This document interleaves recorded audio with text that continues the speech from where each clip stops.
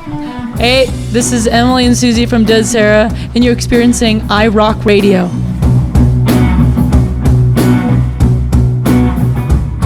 iRock Radio, the world headquarters of rock. It is Mike Caroli from Maxwell's Tavern in Hoboken, New Jersey. Today, we are with Emily and Siouxsie of Dead Sara. It's good to see you guys again. You too. Welcome to the East Coast again. I love it. Thank you. Seems like most of the times when you guys come out here, though, it's cold. You should come here in the summer when it's a little more like LA. Too hot and humid. No thanks. Warm is good. Humidity sucks. Yeah. So I was thinking about this on the ride down. When we met, it was 2011. Right. So now it's been 2 albums and many tours, and no kidding. So much has happened in that time. How is Dead Sara different today from 2011 when we first met? Older.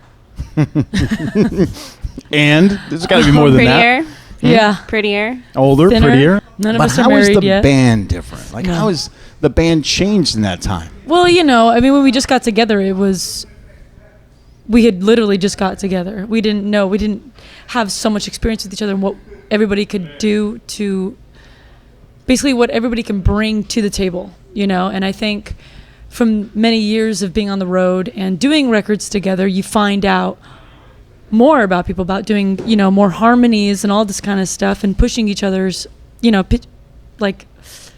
creative process a little more. And I think, looking back at it now and we listen to those songs, we go, wow, we've definitely grown, into more of a band,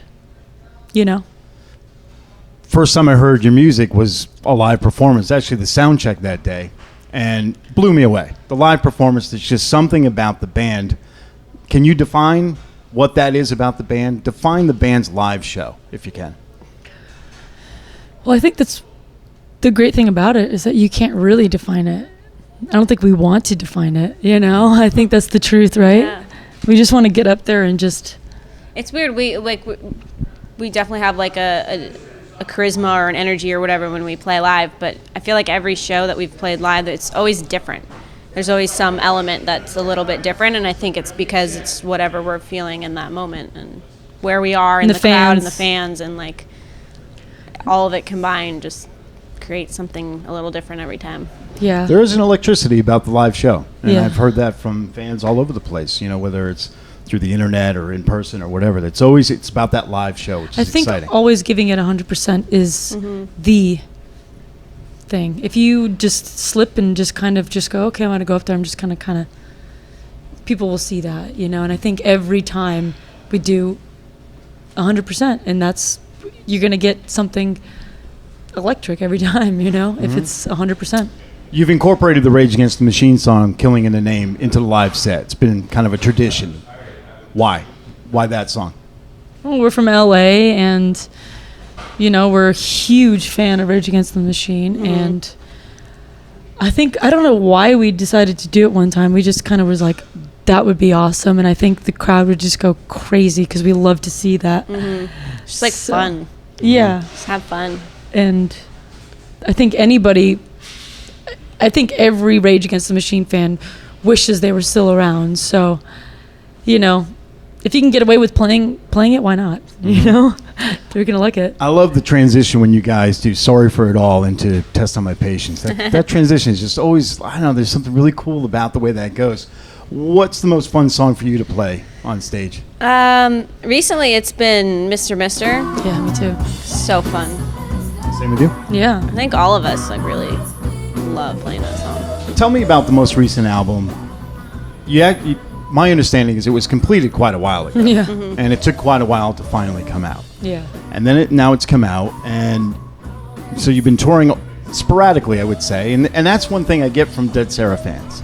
They want to see, we've been talking about the live performance, they want to see that more often, obviously. Yeah. But there hasn't been the usual tour that you guys would do. First album, you toured with everybody, everywhere, all the time, it felt like. So why was it less touring for this one? Well, we were kind of we were kind of in the middle of, the whole label fiasco, and that kind of put a damper on a lot of plans. We had a lot of plans to do a lot of stuff, but didn't quite work out that way. We didn't have the freedom to go about and do what we wanted. We kind of had to play by the game and just basically play it play it nice until we can just get out of there. Easy. It seems like a nightmare, from what I've heard and from stories from multiple bands. Being involved in certain record deals can be a struggle, and it can squash your creativity and all that stuff. And one thing about Dead Sara, my impression is that you guys, you do your own thing. You're your own boss. It's your band, and you want to keep that creative control. Sure, absolutely. So with that in mind, what's the plan for album 3? Do what we want. So where are we at this point? Right? I mean, right now as we're filming this, you've got tonight and one more date on this tour. Yeah. Then what do you do next? Back to writing. Absolutely. We've been writing the 3rd record. And people will put a timetable on it. Fans are going to want to know. So what do you ballpark it? What do you think would be the timetable for a release of album 3? Not this year. Maybe 2016. Yeah.